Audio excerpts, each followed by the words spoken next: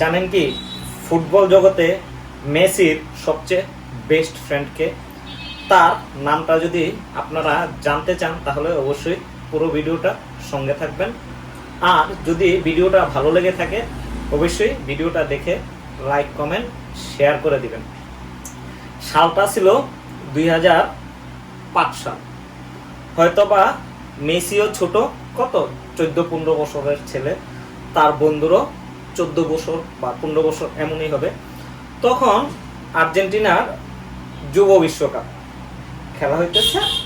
তো ওই বিশ্বকাপে আর্জেন্টিনার ক্যাম্প হয়েছে। আর্জেন্টিনার প্লেয়ার মেসি একমাত্র, তাকে টিমের ম্যানেজমেন্ট ছাড়া প্লেয়ার সে কাদের সাথে খেলতেছে তারা কেউ চিনে না।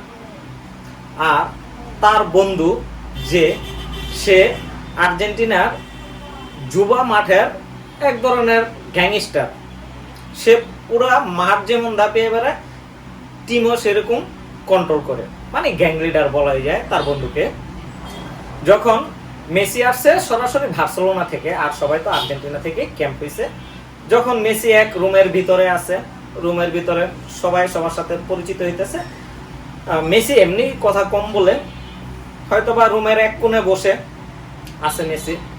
এর ভিতর মেসির ভুট জোড়ার দিকে সবার নজর যায়। সবাই দেখে বলতেছে, ও বাবা তোমার ভুটগুলা কি সুন্দর, এত দামি ভুট তুমি কোথায় থেকে আনলে, তুমি থাকো কোথায়?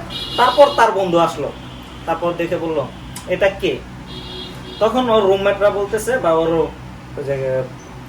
সতীর্থ যারা তারা বলতেছে যে বিস্ময় বালকের খেলার কথা ছিল আমাদের সাথে, এই সেই বিস্ময় বালক।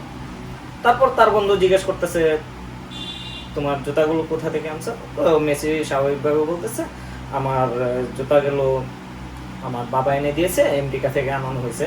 তারপর জিজ্ঞেস করতেছে মেসিকে তোমার নাম কি? মেসি বলতেছে লিও মেসি। তখন বলতেছে ও তোমার নাম, মানে ক্লিয়ারলি বলো। মেসি একটু আস্তে আস্তে বলতেছে, তখন বলতেছে আমার নাম লিওনেল মেসি। কয়ে ঠিক আছে তাহলে তোমার নাম আমি লিও বলে ডাকবো। ওই থেকে তার বন্ধু তার নাম লিও বলে দিয়েছে। তারপর যখন ওরা সবার পরিচয় পর্ব শেষ হলো, তারপরে মাঠে যখন প্র্যাকটিস করবে, প্র্যাকটিস করতে যেয়ে দুইজন কথা বলতেছে। একজন হচ্ছে খুবই চঞ্চল মনের, আর আরেকজন হচ্ছে একটু ঠান্ডা মেজাজের।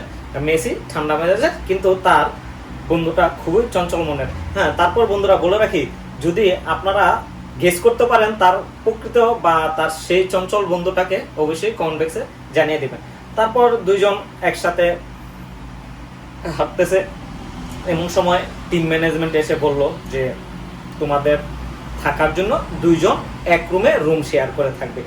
এই যে তাদের রুম শেয়ার করে একসাথে চলা, সে যখন অবসর নিয়েছে ফুটবল থেকে, মেসি ওই রুম শেয়ারের ভাগ তাকে ছাড়া আর অন্য কাউকে দেয় নাই। এটা হচ্ছে প্রকৃত বন্ধু। তারপর তারা একসাথে অনেক কিছুই জিতলো, ফুটবলে অনেক কিছুই করলো, বন্ধুত্ব হয়েছে, কিন্তু একসাথে খেলেছে। কিন্তু তারপরে তাদের কিন্তু একসাথে অনেক অর্জন করেছে।